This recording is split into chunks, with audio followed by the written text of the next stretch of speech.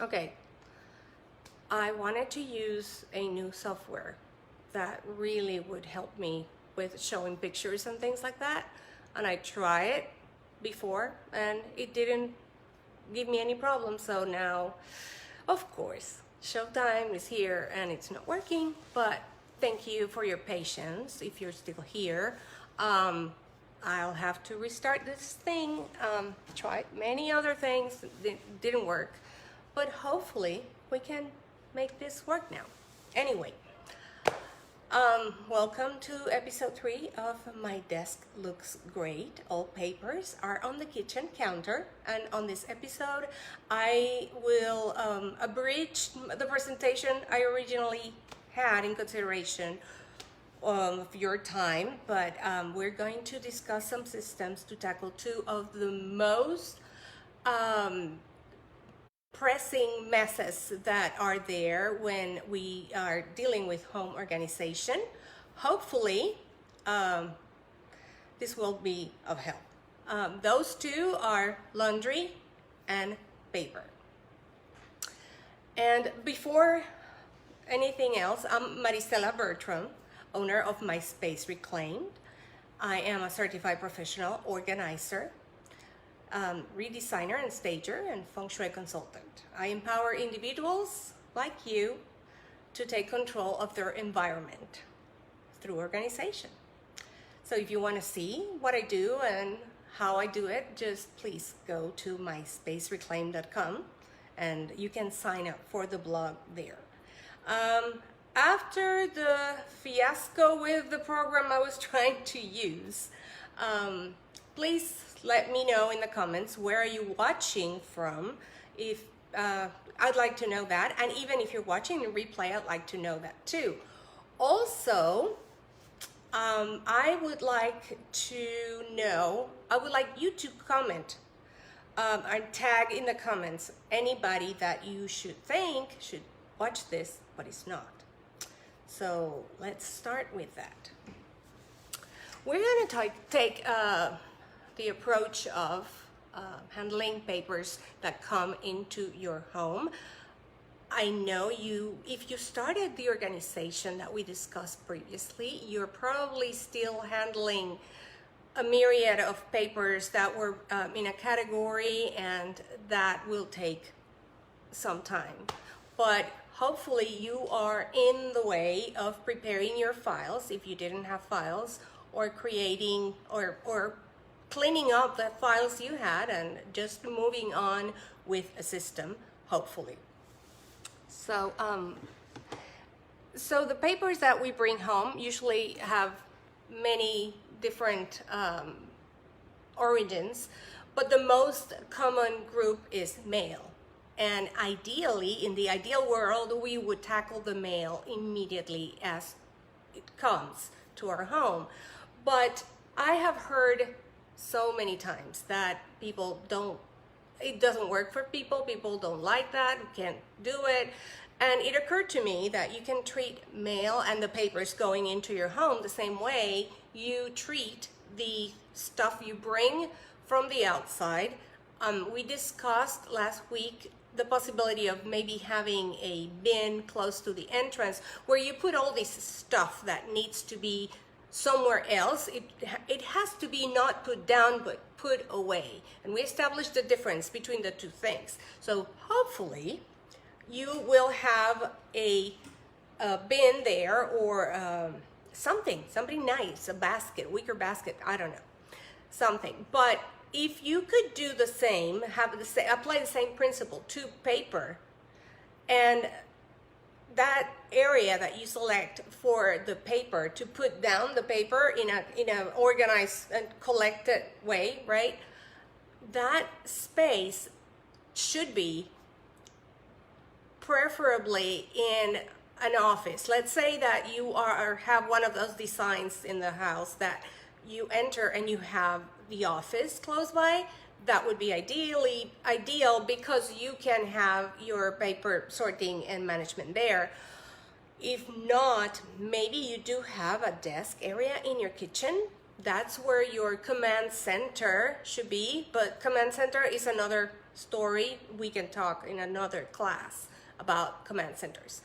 The point I'm trying to make is that the place where you will put down the paper before you put it away, it needs to be a place that is convenient, and hopefully it would be close to where you have your files, because some things eventually will need to be filed. Now, that is the best case scenario.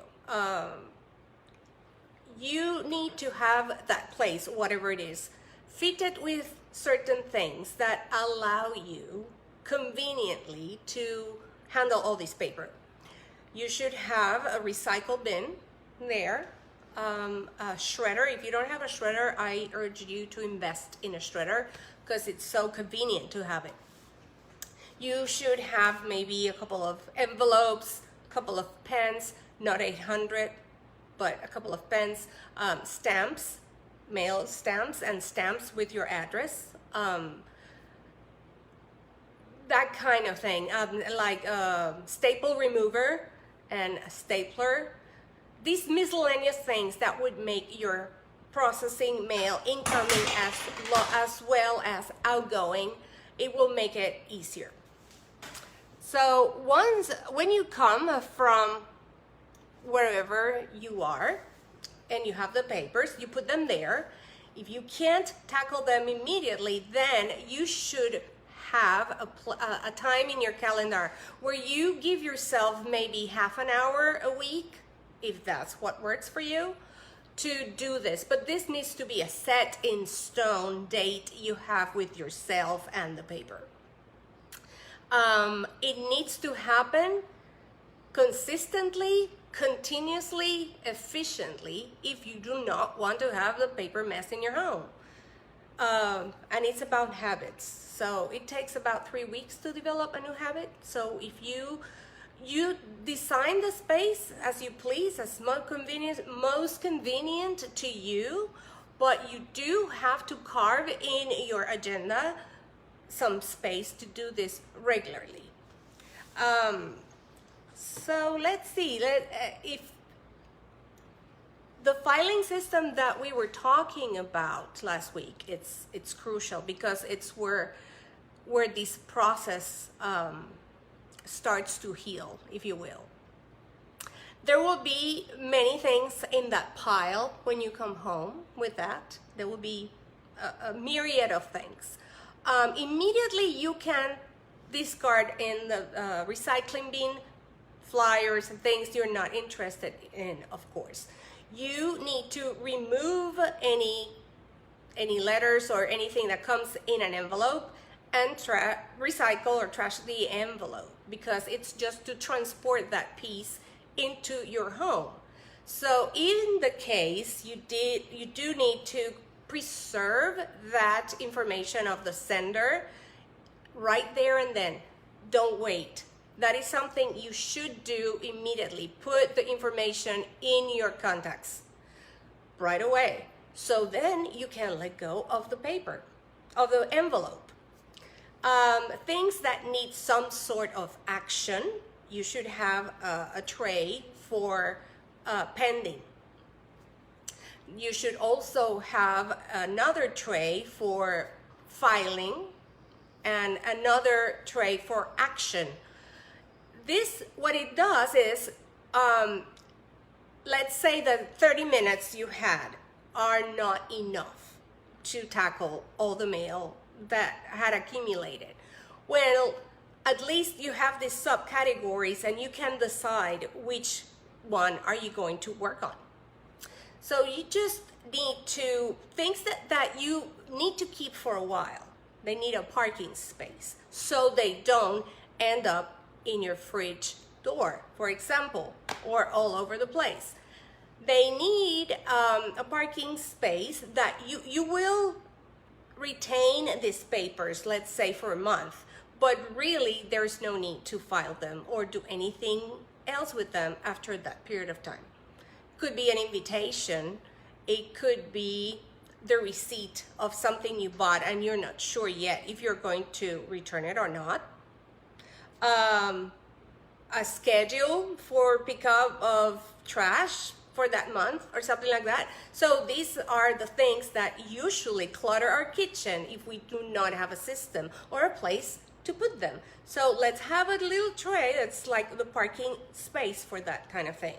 And then things that require some action, but you might or might not take the action at the moment, go in the action tray.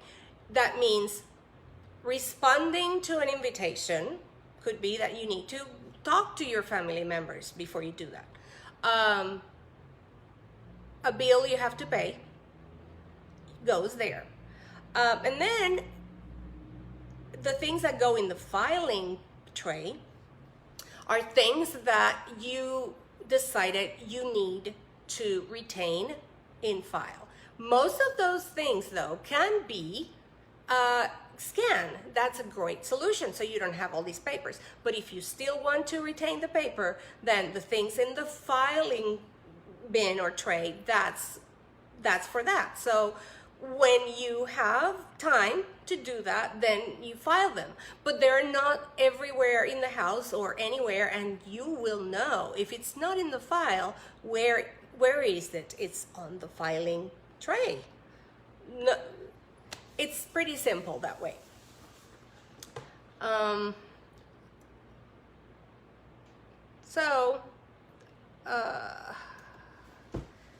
Let me think if I have said everything I plan on that.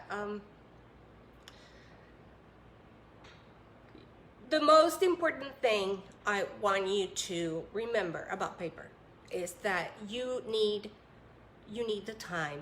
It doesn't happen magically.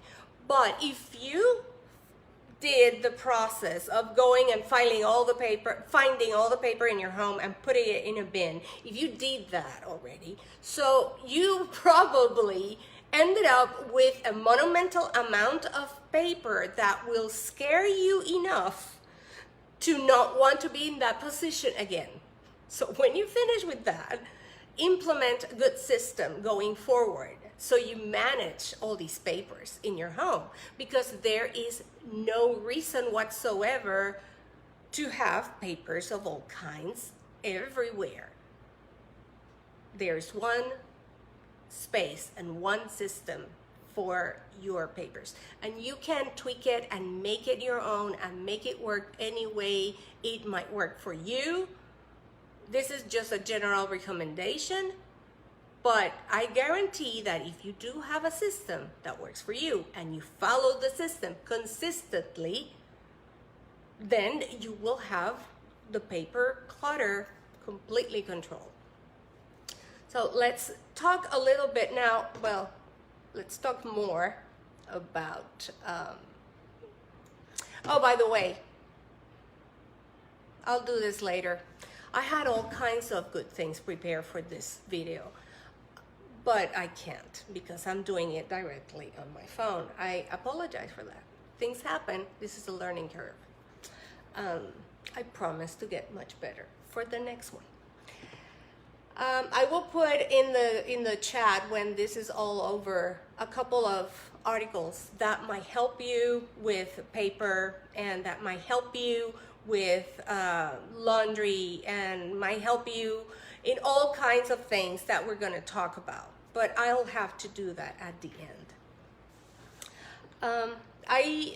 Let's talk about laundry then, because laundry process is such a nightmare in so many places. I go to clients' homes and I see clean laundry mixed with dirty laundry in baskets, laundry baskets and or hampers in the most odd places.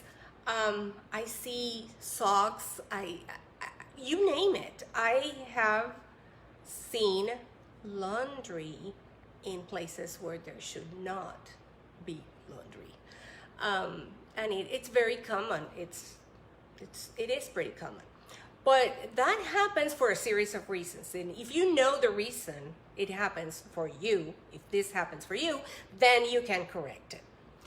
Some of the reasons I have found as the creators of this mess of laundry is that people do not have hampers where they need to have them. it's important to make a distinction. A hamper is where we put the dirty clothes.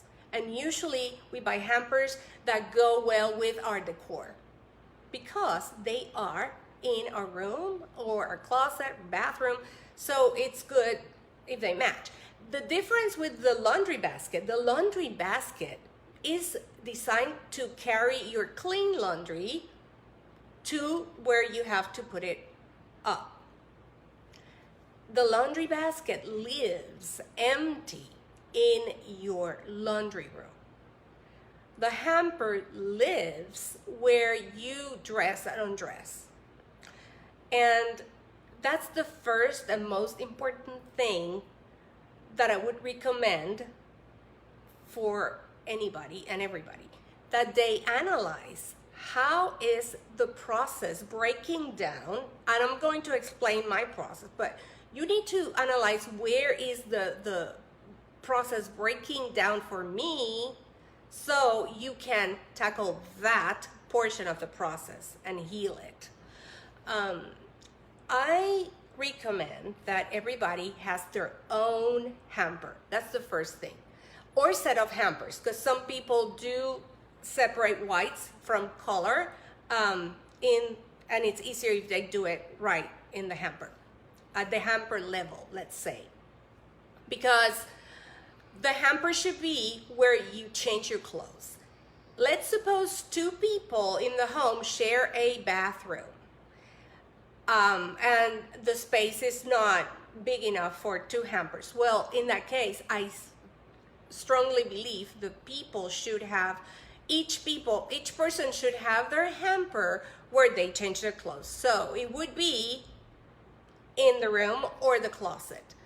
If they traditionally change clothes or undress in the bathroom, what they can do is put a bathrobe hung from their door, and then they change their clothes, put the dirty clothes in the laundry, and grab their robe and go to the bathroom, and then come back in the robe. Or they can carry their clean clothes to the bathroom and then carry back the dirty clothes. But because we have to work with probabilities and convenience, I would say almost for sure that people are not going to do that. So it's best to have the robe. That's what my kids do. You have the robe and you go take your shower and then come back and get dressed in the room. So the hamper is the start of all this. The importance of the hamper. It is very important. So when the other thing is, every person should do the laundry by themselves. Each person should be responsible for their own laundry. If you have children and they are over the age of 6, there's no reason for them not to be able to do their laundry. It's up to you to teach them. But everything gets so much easier, and you will see it as I go on the process, explaining how and why. So the other thing is, there should be a day assigned for the laundry of each member of the household so they don't clash in the laundry room and try to do their laundry at the same time. It would work best if they had a schedule set up like that. So when laundry day comes for person A, that person will grab the hamper from the room and will take it to the laundry room. They will start the laundry. And if there are two sets of two loads to be done, then I suggest they take one load into the washer, the other one pile on the floor. Why I wouldn't suggest to put it in a laundry basket? Because the laundry basket is, we have to establish and allow the difference to sink in, is to take the clean laundry to wherever it goes ultimately. So also, you don't want to be cleaning the laundry basket after you had put there all kinds of dirty stuff. to then put the cleaning one, the clean one. So my suggestion is just leave a pile in front of the washer with the dirty clothes of the second load while you do the first one. The important thing when you start washing your first load, make sure the chime of the machine is loud and is on, so you can hear that when it goes off. And then you take your hamper empty back to where it goes. The hamper should not stay there, should not go to the living room or the kitchen or anywhere else. Should go back empty to where it lives to start the process again when you undress next time. Now, when that chime goes off in the machine, you need to go there immediately, because this is a very common thing. We hear the chime, we know what we need to do, but we are engaged doing something else and we forget, and that's how we end up with washed clothes that need to be washed again, because it has been forgotten in the washer.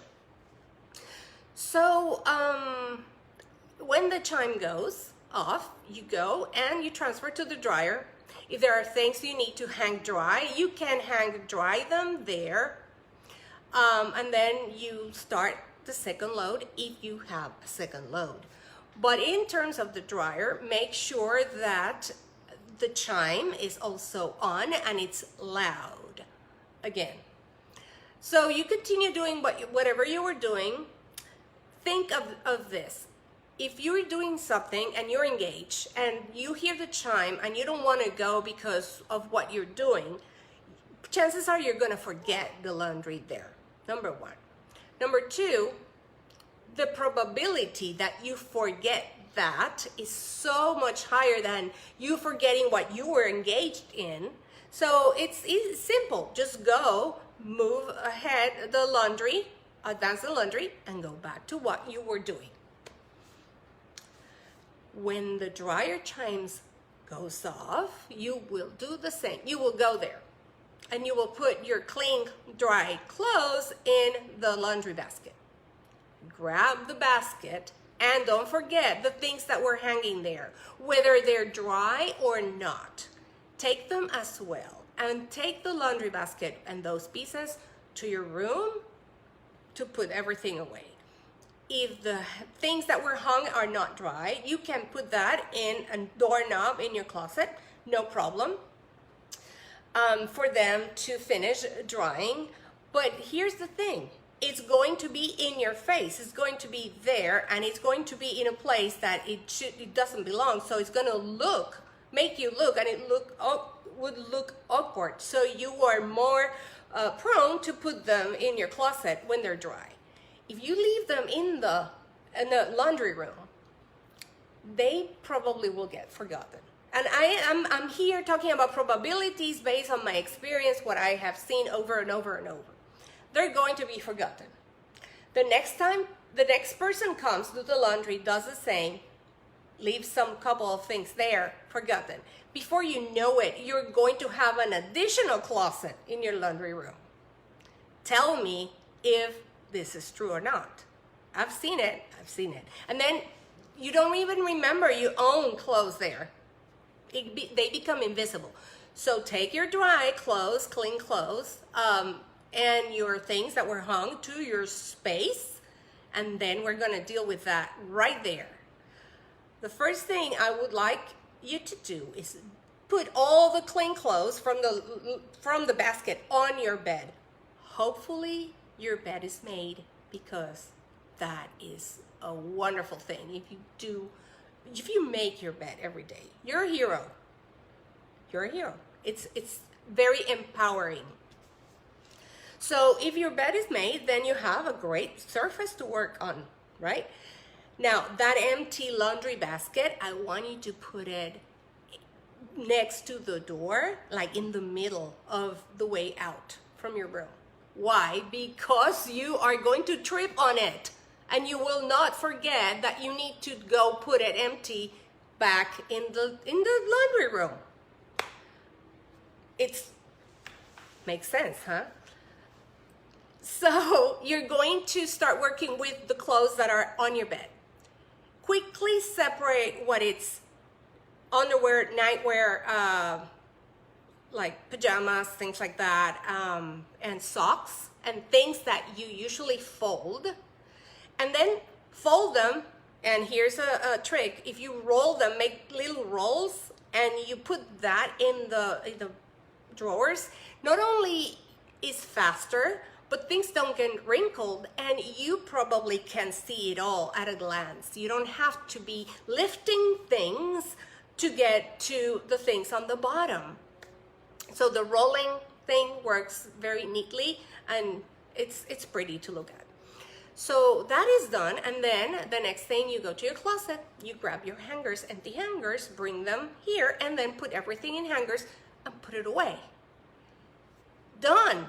I have timed myself doing this for me, for my clothes, worth maybe a week. Yes, and it takes me between 12 and 14 minutes.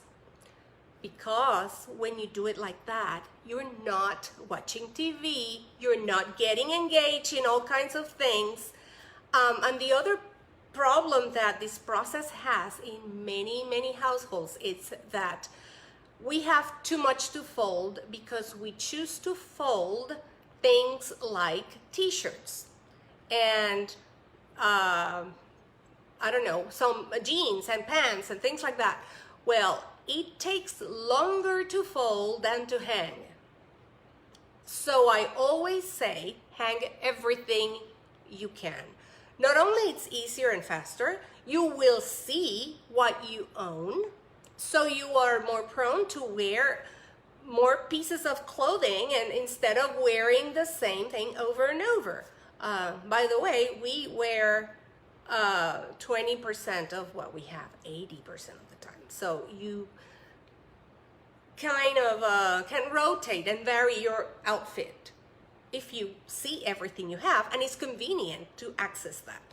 Hang everything you can. And the other thing is, when people go take their laundry basket with clean clothes to the living room, then they start watching a movie, they start talking to, I don't know, and then time for dinner arrives. And then the laundry got forgotten, and it stays for another week there. So those are moments and circumstances that make the whole process come to a halt and just disappear from our minds. So if we can stay focused on that, I promise it doesn't take that long, but we have to put our mind into what we're doing and do it continuously. The chime goes, we tend to our clothes, we advance the laundry, chime goes again, and then we do what we have to do. 14 minutes. The problem that I see, the main problem that I see with the laundry is that it's not a scheduled activity.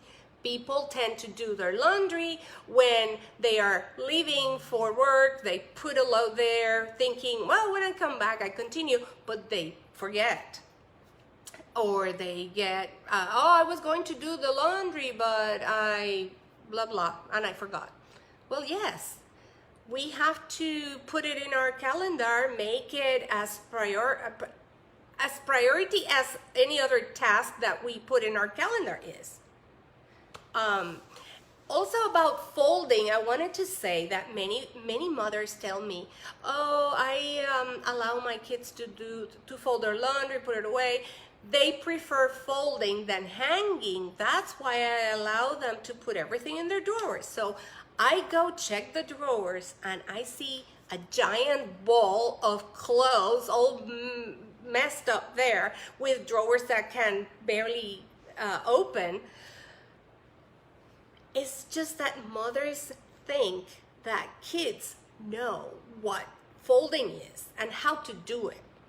It could be that they don't know, but it also could be like my oldest daughter used to do when she was little, that they think, okay, I put this in the drawer however it lands and problem solved. Nobody asked me anything.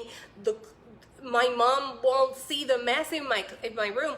Well, of course, they don't know what folding is. So this would be a good time to assess what they have in their closet, what else can be hung as opposed to folded, and those things that will be folded, like shorts, sports shorts, pajamas, underwear, socks, they will always be in the drawers. Well, then let's teach them the rolling method thing, because it's really simple. Kids like doing that, and well, it's going to increase the chances that their clothes in the drawers are more manageable, and having more things hung, they will see them, they will wear them, and they will not look like they were hiding in a can.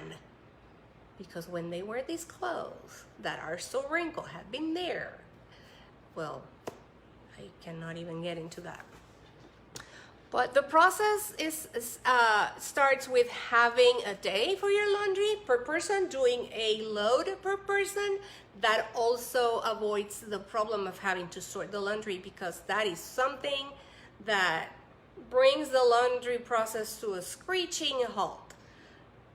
It's a lot of work to be sorting. So that is eliminated when you do a load per person. That person does their own laundry on a schedule. Nobody's fighting for the machine, and you are focused on the process until it's over. So there are many advantages to that. So let's see, what did I forget? If something. Of course, I have a very nice article I wrote about that, and I was going to put it in the chat, but it's preparing my computer, so I will put all that information when we finish here. So basically, if you want to have control of the situation, you have to take that control. It does not happen by itself, but it's not so difficult.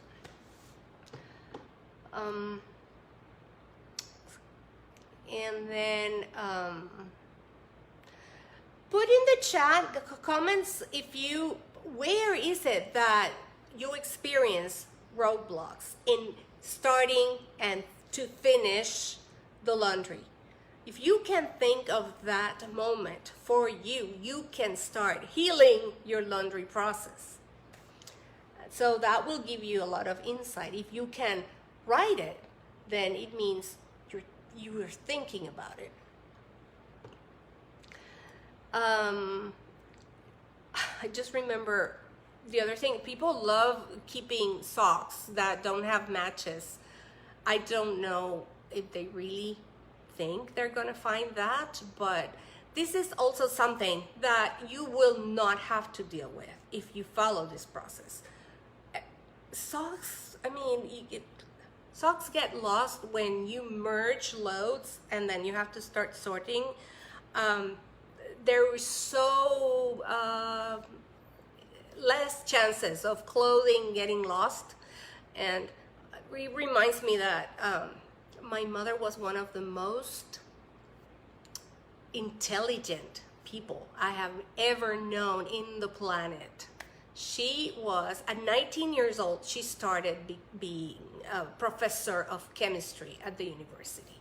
She was brilliant, but for whatever reason, she thought, or no, she didn't think this, I think. She just said, the dryer eats socks. And that is a very common belief. I don't know why, but it always stuck in my head. It's, how can this brilliant woman would think such a thing? But the truth is that socks get lost when loads are merged, and then you don't even know where your dry, clean clothes are or the dirty ones. It's a mess that doesn't have start or finish. So that is one thing that you eliminate with that. Socks are usually inexpensive, so instead of having a drawer full of socks without match, consider just letting those go and buying new sets of socks. You can also put them together somehow, or use the laundry bags to put them in when you're washing them so they don't get separated. Okay, now let's talk about some things you can do in your closet to improve your closet management, and that goes also merged with your laundry system.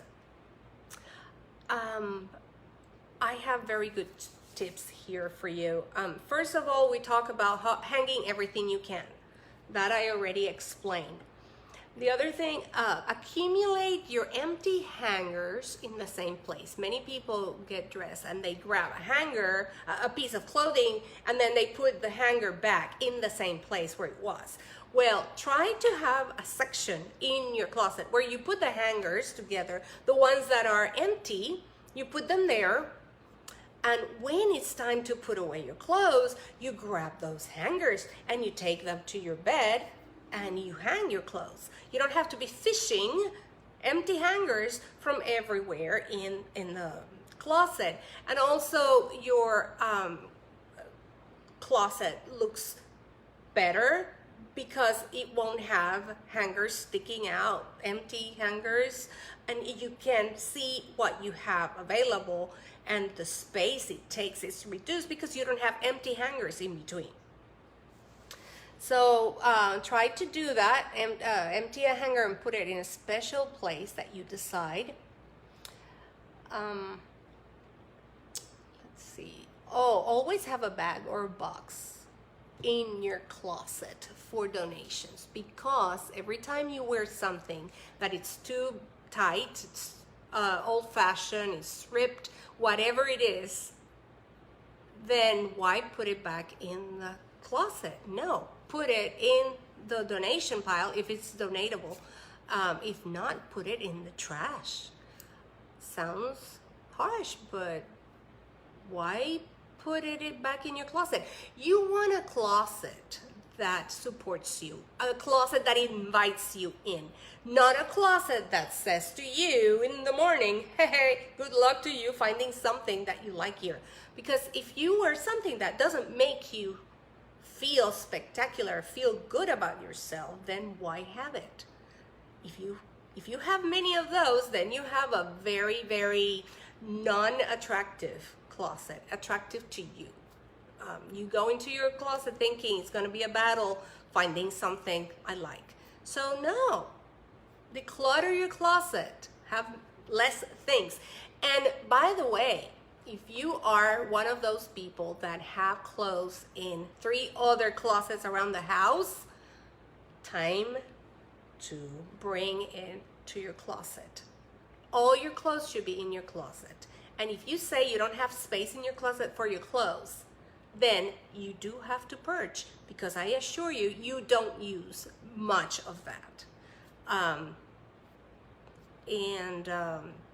Also in your closet, you probably have boxes of mysterious things, diplomas from college, mementos of all kinds. You can have a myriad of things that don't belong in the closet. So do yourself a favor and take all these things that don't belong in the closet out, and that could be part of the process that you're doing by selecting, the categories that we discussed.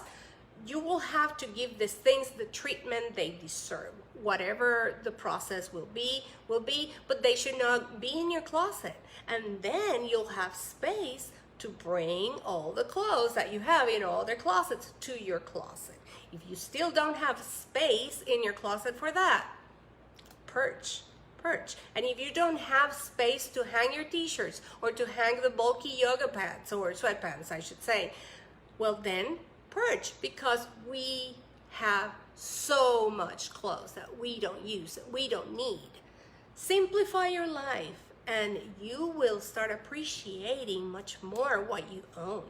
I wanted to also put in the comments an article I wrote about the what is it called? The wardrobe capsule. I don't know if you know what that is, but I wrote blog post about it, and I will put it in the comments later for you to read. It's a way to simplify your life, to make it easier to get dressed in the morning, to get creative with what you have, but you have a reduced amount of clothing that are timeless and good quality. And with that, we can do a lot. Okay, so let's see another thing I had for you. Very important. I'm gonna show you something.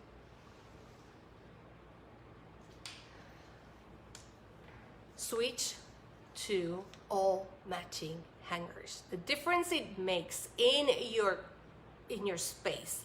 You feel different about getting dressed when all your hangers match, and they work better, they less get tangled. The hangers I recommend, the best hangers I have seen and used, are the space saving hangers. These hangers will save you at least 1/3 of the space in your closet without even purging anything. So imagine if you are really diligent about purging what you don't need and use. These hangers are also fantastic because I have discovered the clips that go with them that are really good at grabbing the piece of clothing. So when you convert the hanger into a skirt hanger, then all your hangers, regardless of what they're holding, they look the same because they are the same hanger. They also come in black, they come in gray and beige, pink, turquoise. There's several colors, and the clips also come in different colors. So you can match and you can have them any color you want, but they're fantastic because they don't allow the clothing to just slip or lose the shape. And they really save a lot of space in your closet. But the thing that I love the most is that you can transfer the same hanger into a skirt hanger. And I say skirt hanger, but I also want people to hang cargo shorts that are too bulky to be in a drawer, and also shorts, especially ladies that have shorts they might pair with a very nice blouse, and they're like dressy shorts. Anything that would get wrinkled in a drawer, let's hang, and then you can have a section for your skirts and your shorts with those hangers with the clips. I had all kinds of beautiful pictures to show you. I'm so sorry.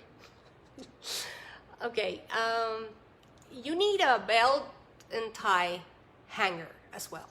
Please don't go in the practice of putting all your belts by the buckle in a hanger like this, because that doesn't work, and it looks terrible and it's hard to manage. When you need one, you have to remove them all to take the one at the bottom.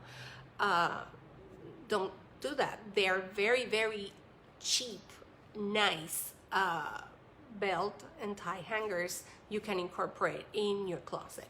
The other thing is scarf hangers. If you're a scarf person, there's so many nice, interesting ways to put your scarves. You can make a statement on your closet and display all these colors.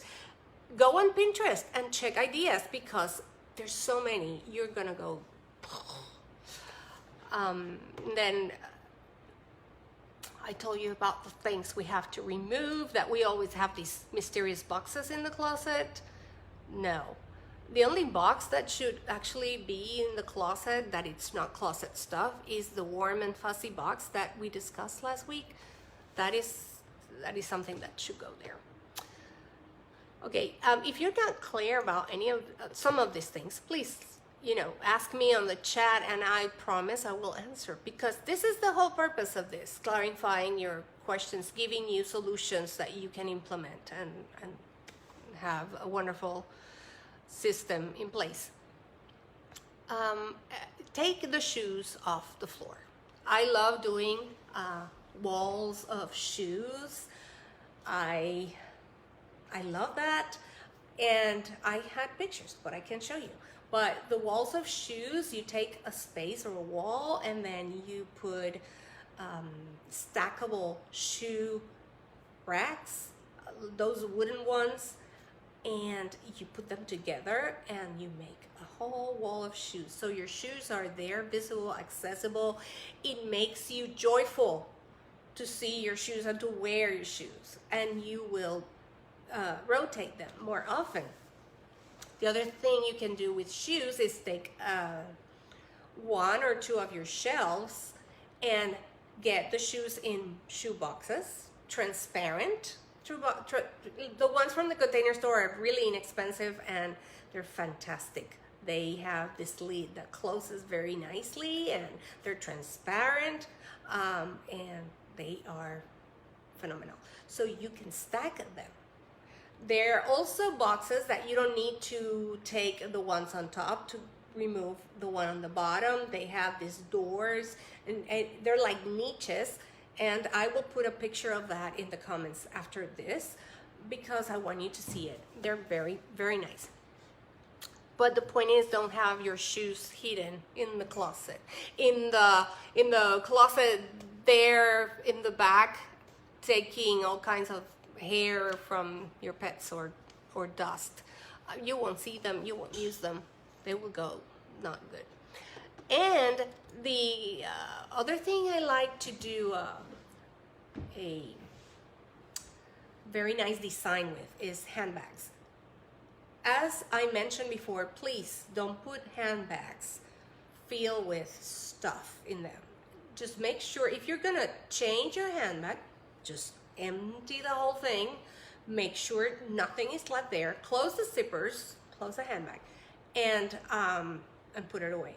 The way I like to put them away is I stuff them with paper or with I blow up some Ziploc bags, and I put them there so they don't lose the shape. They come stuffed when you buy them for a reason, because they need to be propped and retain the space and don't look, I don't know, run down or wrinkled, whatever.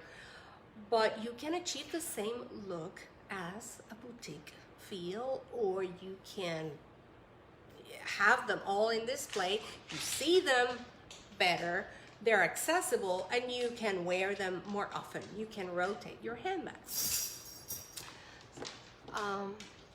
I will put pictures of that as well in the chat. You probably will have a section of long hang. That's for your dresses or coats, things like that. That's that. You have to have that.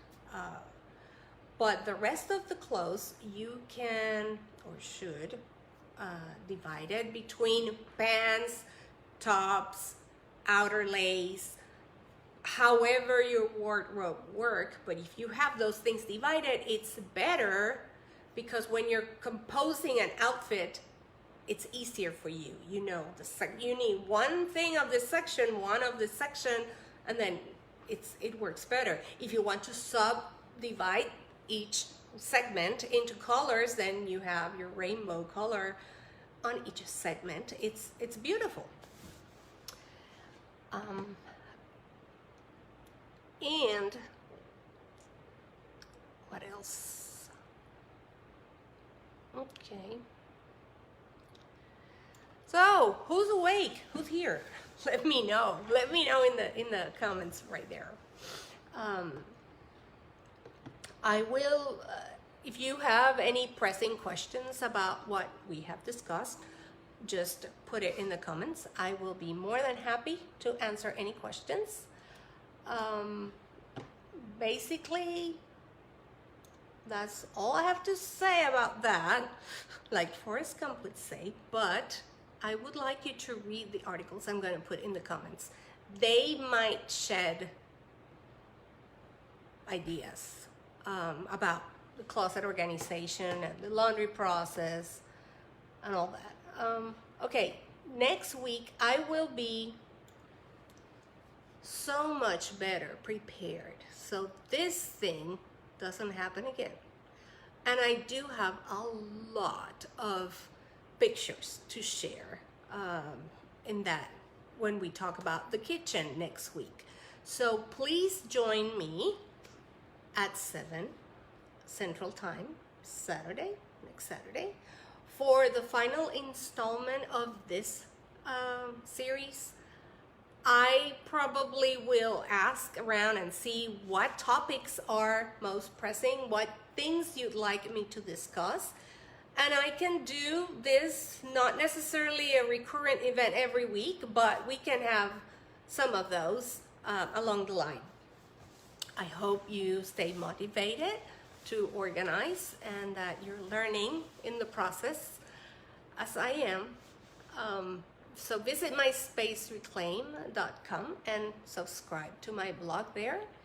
I thank you for staying here. Sorry for the fiasco before, but till next week.